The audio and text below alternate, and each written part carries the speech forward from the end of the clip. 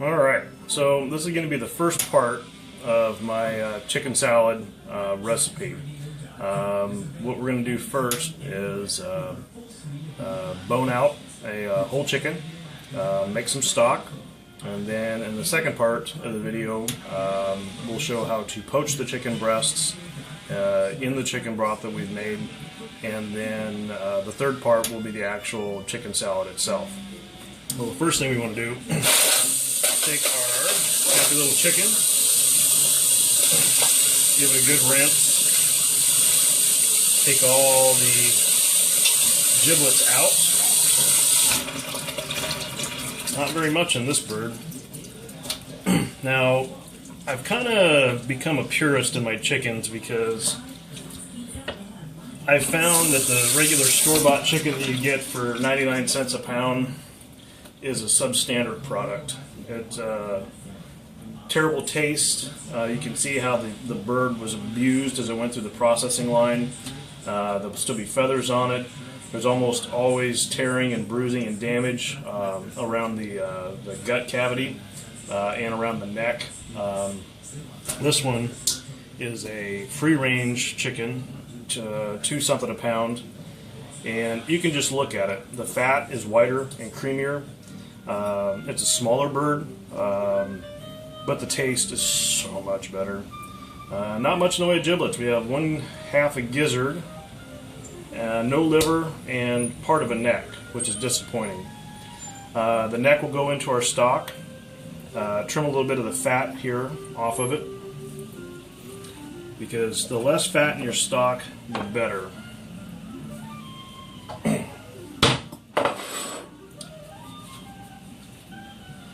Now, you can see in the inside cavity there's a globule of fat here. We want to carve that off, and a little bit of the skin from the thigh. We're going to put that in a little stock pot. There's another pocket on the other side. One thing I have noticed is that free-range birds tend to have far less fat, which means they're being fed a lot more natural foods. Bugs, insects, whole grains, and not the weight-producing feed that your typical chicken farmer would feed them. So now I'm going to set the chicken on its back with its wings out, legs towards me, sharp paring knife, and insert right here in this flap of skin, cut straight down, and you'll see the joint exposed. Carve around. I like to go a little high on the back. Since I'm not boning this out or cutting this chicken up for fried chicken, normally in fried chicken you would have the leg, the thigh, and then the back piece. Since I'm making stock, what the back piece will remain with the breast and will go into the stock pot. Here, the bone pop out of its joint. Separate as much meat from the hip bone as possible. Carve down, and now we have a thigh and leg. Repeat on the other side.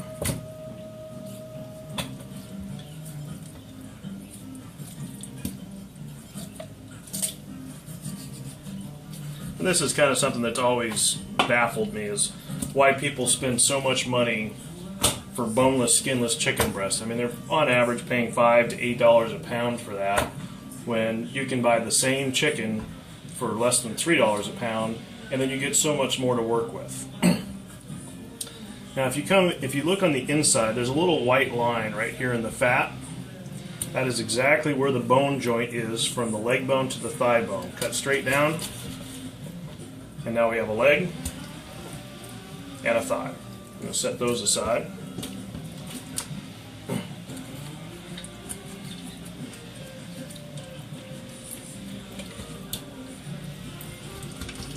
Missed it on this one.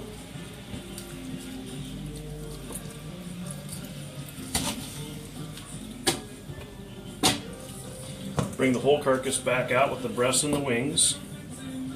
Cut the tail off. That goes into the pot with the fat. Wingtips come off, go into the stock pot. Now, there's a little pocket right here on the wing joint. So basically cut straight down towards the breast, kind of work your way in to get to the joint, carve all the way around and twist, and the wing will pop right out. You want to be careful that you don't damage the skin on the breast too much. If you want to save the skin on the breast, we're taking the skin off this time. This will be the second time in my 43 years I've ever actually done that. Cut the wing in half, put that in there.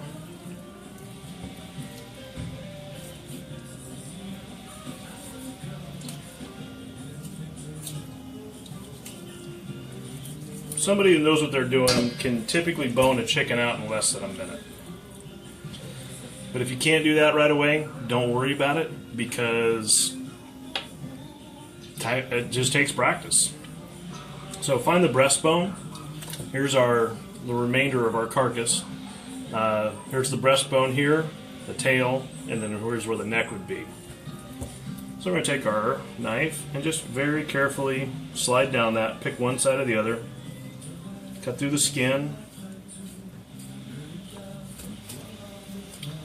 and then just basically roll the breast off the carcass as you cut down.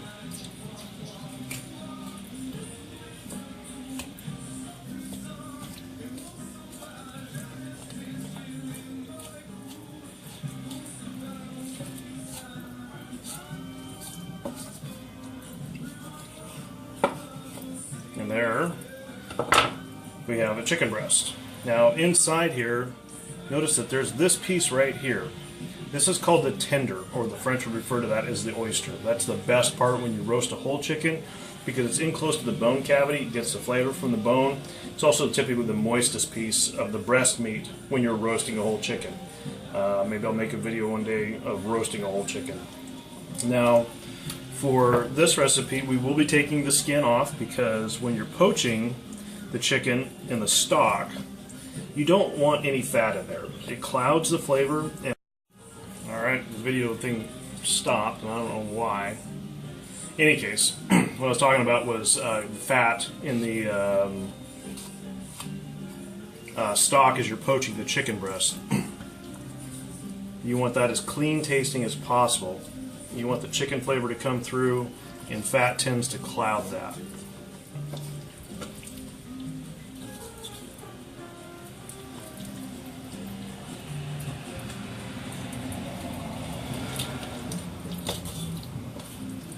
So now we have our breasts, and we have what's remaining of the carcass. Notice how there's some skin still on the back. Go start at the tail and just carve that off with as much fat as possible and put that in the small stock pot. I'll show you in a few seconds what we're going to do with that.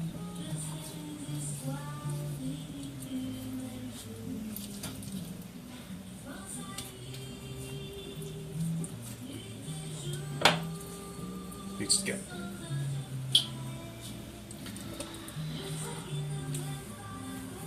Now some people will actually chop this up into a few different pieces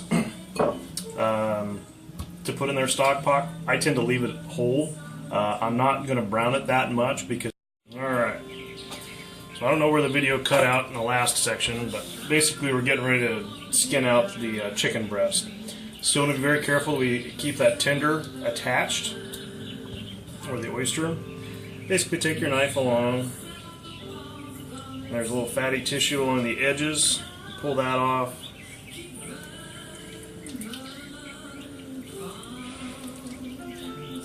And now we have the skin off. Carve a little of that off. Goes into our stock pot. Now I like to trim any excess fat off of this around the edges. Any connective tissue or tendon that usually runs along the underside. And so basically now we have boneless, skinless chicken breast. I'm going to set these aside for right now to come back to. Do the other one.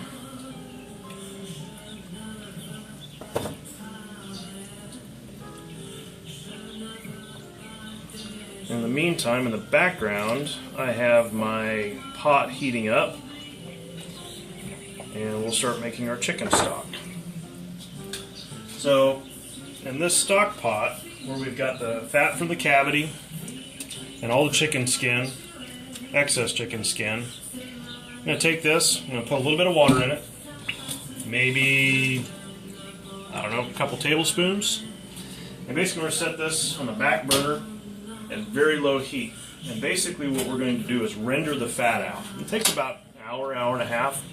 The water in there allows the fat to start boiling or warming up and rendering out.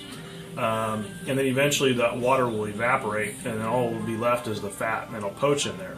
The beauty of this is now you have an additional cooking fat that's got incredible flavor. You can cook potatoes in it, you can cook eggs in it, add it to all different types of stuff, and it adds a really nice chicken flavor. And then the best thing about that whole process is you get the chicken skins. Basically you get little chicken chicharrones, which are pork skins. A little bit of fresh sea salt, and you're off to the races. Nice tasty little snack. So, I think our pot is warm enough. We're going to take a small remainder of chicken fat from the last time that I did this. You want a nice tall stock pot. The taller the better. Because you're going to be putting a fair amount of water in there.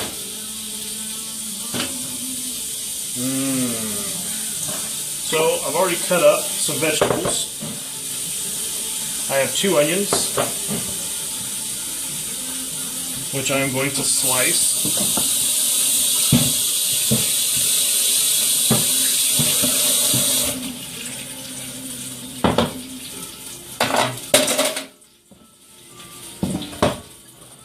Take the onion, slice lengthwise, not crosswise, lengthwise. About 8-inch slices. I used to think that it was important to make sure that you had your vegetables all chopped evenly in a mirepoix for this type of thing. If I was doing something a little more scientific than making stock, then yes, the vegetable size would be important.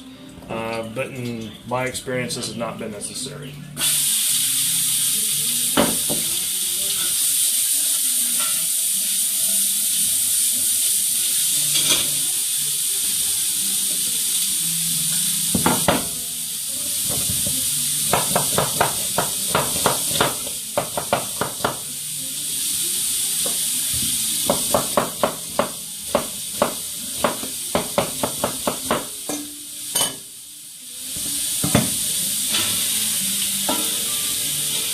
Onions, probably the most important ingredient besides the chicken.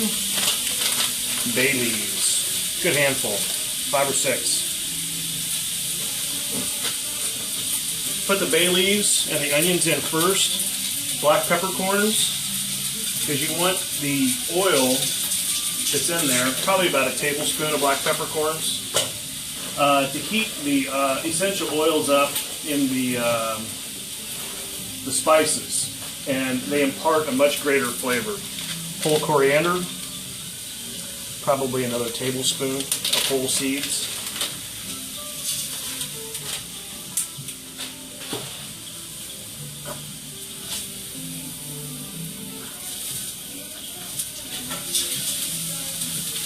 Give a nice toss in the duck fat.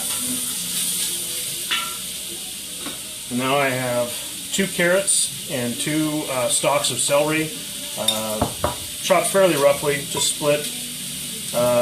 It's just easier this way because there's not so much stuff to strain out at the end. A bouquet garni, parsley, thyme, oregano, and a little bit of rosemary. Rosemary is typically not found in your bouquet garni, but I like the flavor that it adds to this.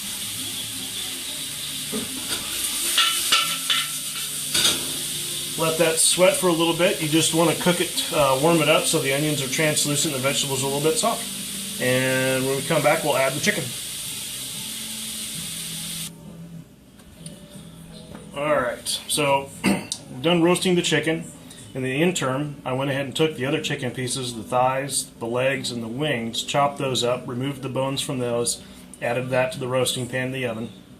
I'll be using that either to make like a chicken kebab with sweet chili sauce, or maybe even like a chicken tinga with some black beans. It just goes to show you the economy that you get from cutting up your own chicken. Simply because you can do with it whatever you want. Ostensibly, one chicken, if you thought about it, you could probably get 4 meals for 4 people. You know, if you have the poached chicken with chicken salad, take the other pieces, make your chicken tinga, and then you'd have your chicken stock, which you could make into an absolutely delightful soup. But this stock we'll be using basically to cook our chicken in, and there'll be a lot left over that you can freeze. And you can see I went ahead and roasted the chicken. I went a little darker than normally I would for this. I just kind of wanted to show that example. It imparts a little bit more flavor. You want to make sure that any blood that comes out of the joints you wash off before you put into the stock, simply because it adds a nasty flavor, a little bitterness, and you want that nice clear flavor to come through. Another important thing is when you're making stock, always add cold water. It keeps the proteins from coagulating, and it keeps the stock super clear. I also never store my stock with all the parts in it. When you start making a stock, you got to go for it and then strain it. Same thing if you're making shrimp stocks, basically the same recipe. If you're making beef stock, similar. You roast the bones a lot longer, and preferably you can get veal bones because they have much more collagen in them because they're fairly young. You know, I changed the recipe a little bit because I just felt like it. And that's one of the things I love about cooking, is that you can make the food what you want to. If you change your mind halfway through a recipe, or you want to add something to a dish, you can. You're not held hostage by other people's sensibilities and lack of ability. You go to restaurants so many times, and you can see exactly what they're turning out. It's the food that they learned to cook at cooking school. And it's painful sometimes, for me at least. You know, I'd rather stay home, cook, and invest my money in good wine. So now we've got the bones in there with the onions and the celery. I'll show you this here real quick. So we got everything all mixed together. I've deglazed the bottom of the pan with a little bit of water. Got my coriander, black pepper, celery, carrots, bouquet garni, and chicken. And then over here, we have our chicken fat and skin rendering out nicely. It'll be done in a couple hours. So now we're going to bring this back over. And probably for one chicken, and I usually do 2 or 3 chickens at once. I'll save the carcasses. For one chicken, I would say probably 4 quarts of water.